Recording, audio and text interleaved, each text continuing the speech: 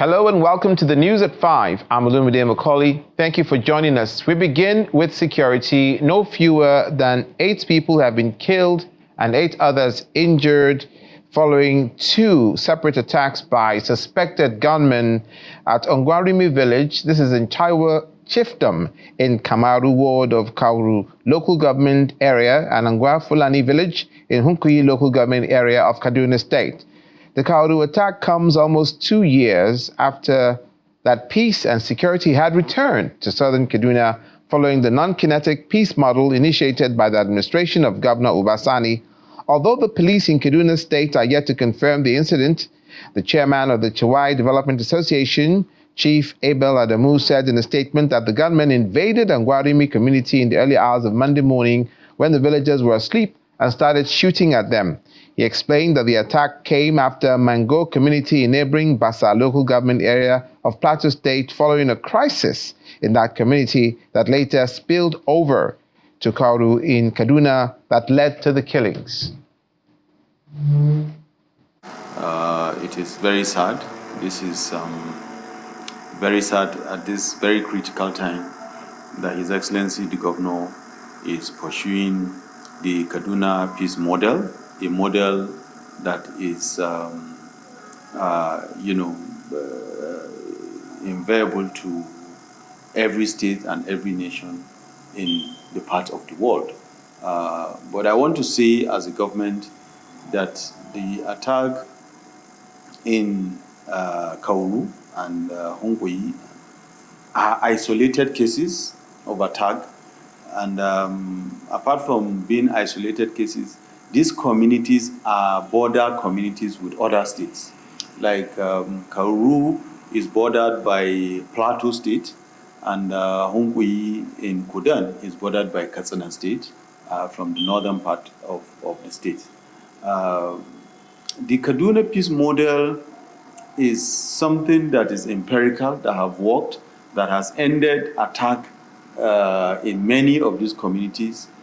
For instance, the quick wins that we have in Birnungwari after a successful implementation of Kaduna model has led us into seeing the booming of market in Birnungwari communities and also the agricultural activities in Kauru and Hongkoi. But as long as the neighboring states are not, keen into the model, adopting the Kaduna peace model, it must be an integrated approach. While Kaduna is working very hard to implement this in the state, you have an overlap of the securities or insecurities from these neighboring states coming to attack our communities. A passenger train traveling from Abuja to Kaduna this morning has derailed, leaving passengers on board in a panic and stranded. It was gathered that the incident occurred in Jere area of Kaduna after its departure from Abuja around 11 a.m. One of the passengers described the scene as chaotic, with people scrambling for safety in fear and confusion. It remains unclear what caused the accident, and there will be no official confirmation of injuries or casualties. Security sources report that military personnel have been deployed to the scene to assist in evacuating stranded passengers. Meanwhile, the National Railway Corporation says efforts are underway to move the passengers safely to Abuja. To education now, the Academic Staff Union of Universities, ASUU, has embarked on a nationwide protest to highlight what it terms as the federal government's persistent neglect of its long-standing demands. At the University of Jos, members of the union staged a demonstration before addressing journalists, where they announced the outright rejection of the recently introduced Tertiary Institution Staff Support Fund Loan Scheme. Speaking at the BFRIM in Jos, the branch chairperson says the initiative was not a solution, but a deliberate attempt to push lecturers deeper into financial hardship. According to him, the loan scheme was nothing but a poisoned chalice designed to impoverish university teachers rather than address the reality of their economic situation. The union insists that instead of offering loans, government should release the funding to settle outstanding obligations, which include unpaid salaries, earned academic allowances, promotion arrears, revitalization funds, wage awards, and third-party deductions that have not been remitted. ASUU further expresses anger over the refusal of government to conclude the renegotiation of the 2009 FGN-ASUU agreement, accusing it of abandoning the principles of collective bargaining, despite several years of engagement and the submission of reports by various committees. While ASUU insists it remains committed to dialogue, it warns that unless the federal government urgently addresses the issues, the universities risk sliding back into another round of crisis. Nigerian lawyer and activist Mr. Femi Falana has expressed strong opposition to the proposal by the Revenue Mobilization, Allocation and Fiscal Commission to increase salaries for public officers. While speaking on the program Sunrise Daily today, he insists it's unjustifiable to consider salary increases for public officers when ordinary Nigerians are struggling to make ends meet, afford basic necessities, including healthcare and education for their children. Mr. Falana emphasized that the RMAFC's proposal contradicts the spirit of recent salary cuts implemented by Presidents Muhammadu Buhari and Bola Tinubu aforetime, and urged the Commission to review its position for the benefit of the Nigerian people. So you cannot, in a democracy, have funds that are not accounted for.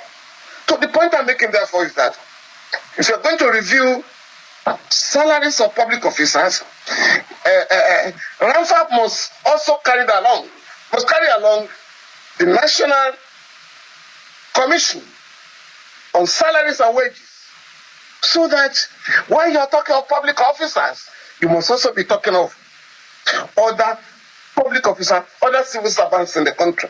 So we're not talking about elected politicians. And RMFAC must take into cognizance that President Muhammadu Buhari in 2015 slashed his own salary and that of the vice president. In 2019, President Muhammadu Buhari slashed the ESTA code of public officers in Nigeria. Under this regime, President Bola Tinubu has also slashed the ESTA code of public officers to the tune of about 60%. So if members of the executive are taking cognizance of the economic situations in the country to call down the purposes of office of public officers, RMFAC cannot turn around to be justifying increase when the ordinary poor people cannot afford 3 square meals a day. Many of them cannot send their children to school, and they cannot afford medical bills. That is not the time for public officers to want to justify increasing their stupendous salaries and allowances. So I am very confident that RMFAC will have to review his position so that you do not further provoke the Nigerian people. And that's the way I look at it. In Gombe State, Governor Inuayaya has signed the bill to create and administer 13 council areas of the state into law. According to the governor, the move is not just historic, but a testament to his administration's commitment to democratizing development across the 114 wards in the 11 local government areas of Gombe State. His Royal Highness the Emir of Gombe. Expectation fills the atmosphere as guests turn out in their large numbers to witness the signing of the bill for the creation and administration of 13 new local council development areas in Gombe State. Governor Inuayaya arrives the new banquet hall of the Government House to put pen to paper and give the 13 new local council development areas legal status.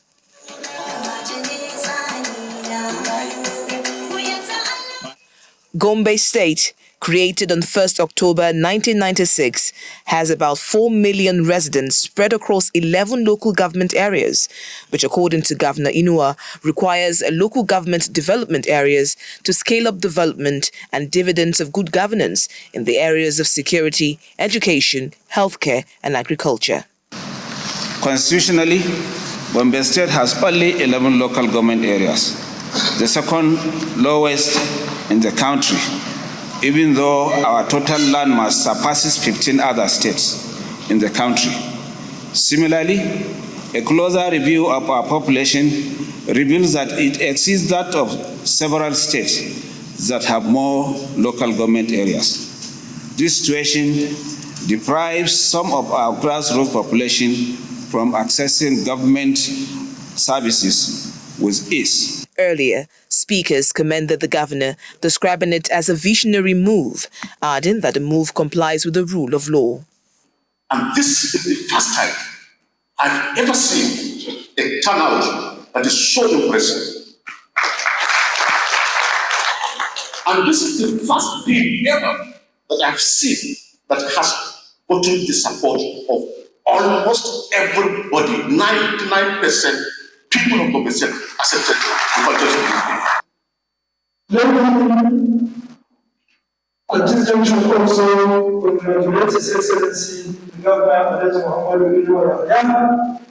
and the entire citizens of Gombe State for this great achievement. It's a great achievement. The new local council development areas, modelled from some states in southwest Nigeria, are carved out of the existing 11 local government and state constituencies recognised by INEC. According to the state government, they will be manned by interim committees to speed up development at the grassroots, in line with the Gombe State 10-year development plan. The Anambra State House of Assembly has suspended its member representing Ayamelun constituency for 3 months without pay over alleged unparliamentary conduct. Now, the suspension follows the consideration of a report presented by the House Committee on Rules, Business, Ethics and Privileges, chaired by the Majority Leader and member representing Ekusigo constituency. According to the committee, evidence relied upon to invite and subsequently suspend the person in question, Bernard Udumeze, includes various petitions against Mr. Bernard Udumeze for cases of alleged assault, threat to life, intimidation, unlawful interference, and use of force at different times as a legislator. The committee states that Mr. Udumeze did not honor all the invitations extended to him, and the suspension of 3 months is for the first instance and can be reviewed if necessary, especially if the resolutions of the Assembly are not adhered to by the suspended lawmaker. The wife of the Abia State Governor, Mrs. Priscilla Oti, has called on women to pursue entrepreneurship and strive for financial independence to secure a future for sustainable development within families and communities. Addressing participants at the Abia 2025 Women's August Conference in Isialangwa, South Local Government area, Mrs. Oti commended the organization of the conference, calling on the women to stay united, support one another, and keep building the home to secure the future. Beautiful and powerful women of Isialangwa South Local Government under the team Abia Women, United in Strength, Empowered for Purpose. This team is both timely and profound. It reminds us of who we are, the strength we carry within us as women, and the purpose for which we have been divinely called.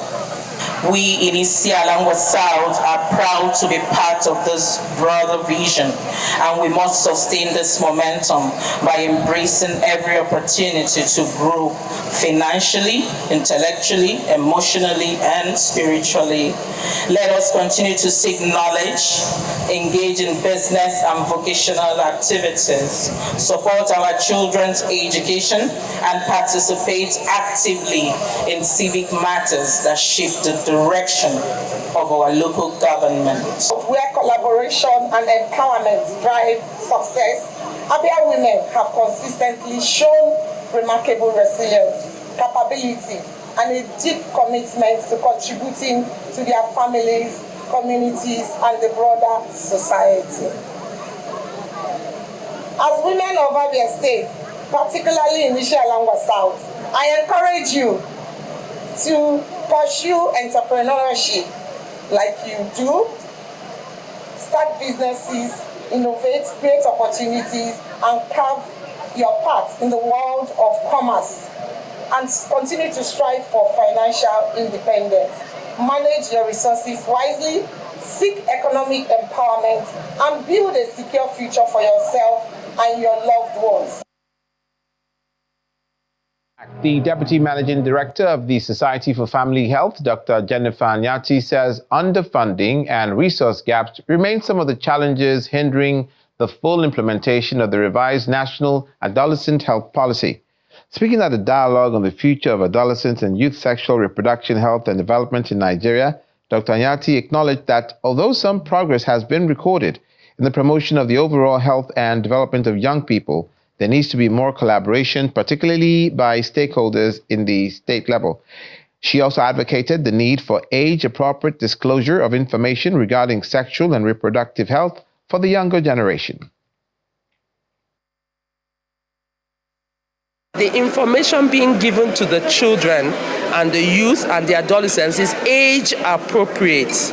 I hope you understand. So in other words, you're not going to be talking to a 6 to 8 year old about sex because it's not age appropriate. Okay. So what's important is design the tools, and the Federal Ministry of Health is taking this quite seriously.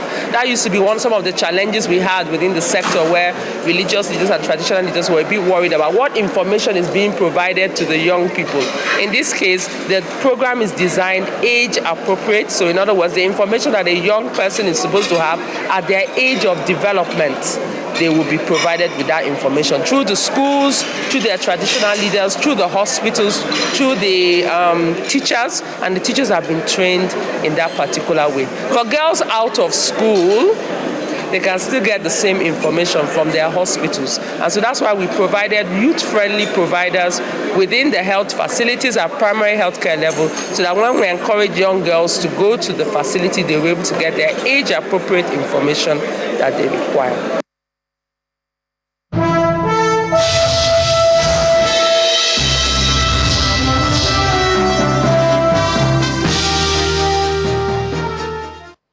Welcome to Business News. The National Pension Commission says it's reviewing rules that cap national pension investment in infrastructure and private equity at 5%.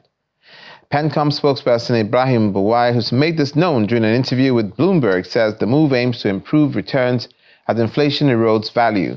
Mr. Bouai says the new limits could be announced before the end of the third quarter and hinted at easing the rule requiring 60% of infrastructure funds to be invested in Nigeria. He added that pension managers want more flexibility beyond fixed income assets, which currently make up 62% of their portfolio. PENCOM hopes the changes will drive more growth in alternative assets to complement traditional investment. The Nigerian Exchange Group, NGX, says capital markets can boost trade between Nigeria and Brazil.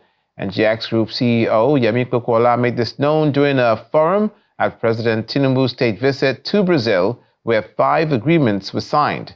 He notes that NGX has nearly doubled its market value to about $30 billion. That is about $90 billion in 18 months, and serves as a gateway for cross-border investment.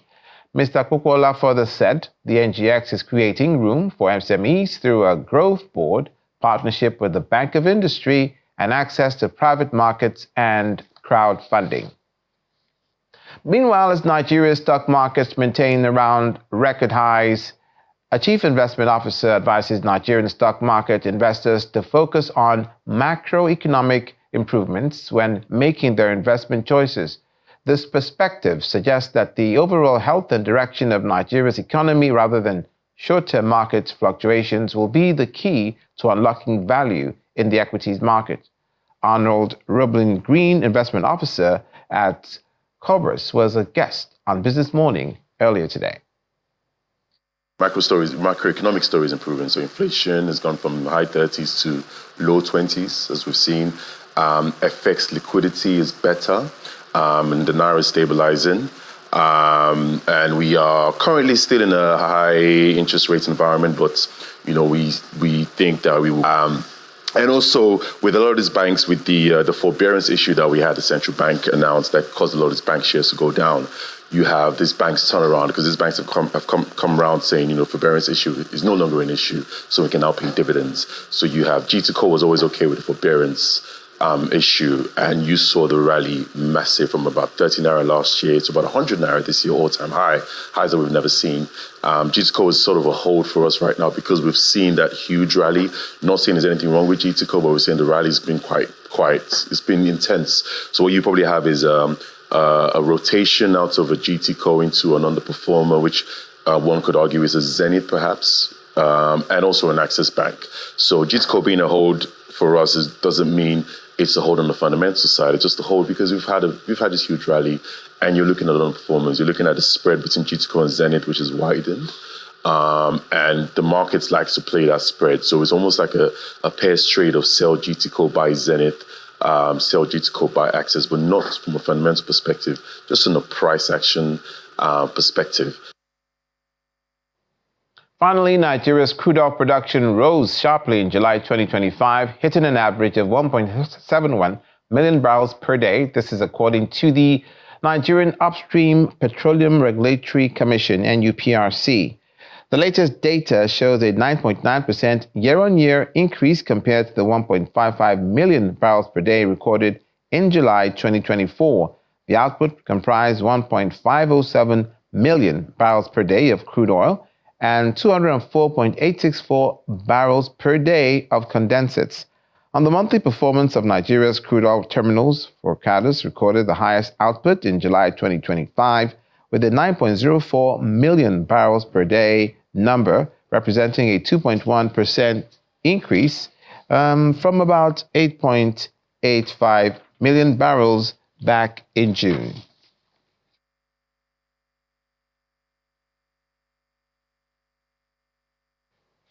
Back to the incident of the train that derailed in the northern part of the country, and news reaching us indicates that derailed passenger train. Concerning that incident, some passengers of the derailed Abuja-Kaduna train have been evacuated to the Idu train station in Abuja. You'll recall that military personnel were drafted to the scene to rescue the stranded passengers where the train derailed on its way to its destination. The passengers are received by the managing director of the Nigeria Railway Corporation, Kayode Akwefa. It was not known at the time of the report the state of casualties of the incident, whether there were any people that were injured or the degrees of the injuries that they had, if there was any in any case. But that seems to have been resolved to the fact that the stranded passengers from the Abuja-Kaduna train have been evacuated to the Idu train station in Abuja, and they have been received by the managing director of the Nigerian Railway Corporation, Kayode Akwefa. And that's it on the news at 5. Thank you for watching. I'm Olumide McCall.